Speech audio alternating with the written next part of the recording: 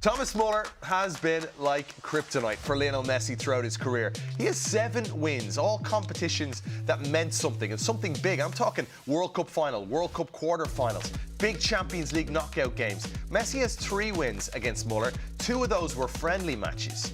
So much to dissect here. This is very much the hero and the villain. People talk about Messi's legacy in North America and getting over the line.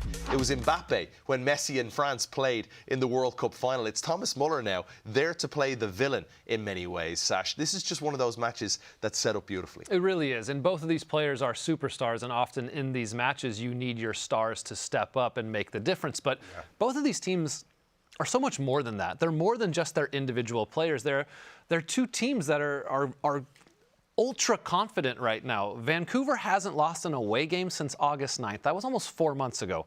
Miami's got 9 straight games at home, scoring 3 goals or more. So what gives? And often in a match of what gives is who steps up, who is in the fine margins going to make the difference. Is it Müller? Is it Messi? So the big question is, which one does it? And will Bradley Wright Phillips be wearing his Jesper Sorensen turtleneck at the final? Yes. Maybe.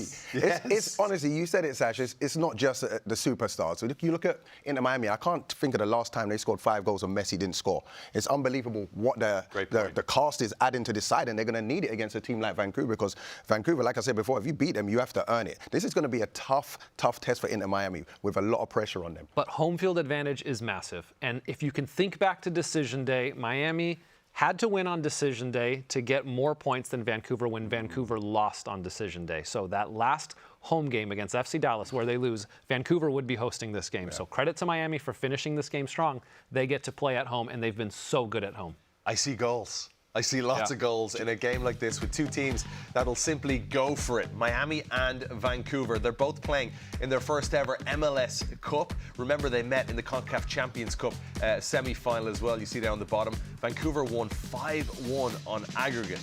It's the first time 2 first-year MLS coaches, by the way, meeting in MLS Cup since the inaugural season of the league, of course, back in 1996. Is it a game that you see Miami looking at as a revenge match here, given what played out in the CONCACAF Champions League semi-final? Yeah, also, and I think they would have learned a lot from the League's Cup final against Seattle. I think this game will be very similar in terms of intensity. Maybe this will be ramped up a little bit more, but for sure, they're not going to want to go and lose this. Inter Miami, from the beginning of the season, we say they have to win MLS Cup, they have to win the Shield, they got to win any competition they're in. They haven't won anything. So going into this game against this side, there's a huge pressure. Bradley just said something there. League's Cup final. Miami feels like a totally different team right now. Yeah, I think so. I think they're ultra confident right now, and they found a tactical system that works really well for them to be harder to play against, which they weren't in that League's Cup final. Now with Allende kind of playing off the right, Silvetti into that lineup playing off the left, more solid in the midfield, they're harder to break down. It's true. Brad, your Jesper Sorensen turtleneck, you're having a handsome day. That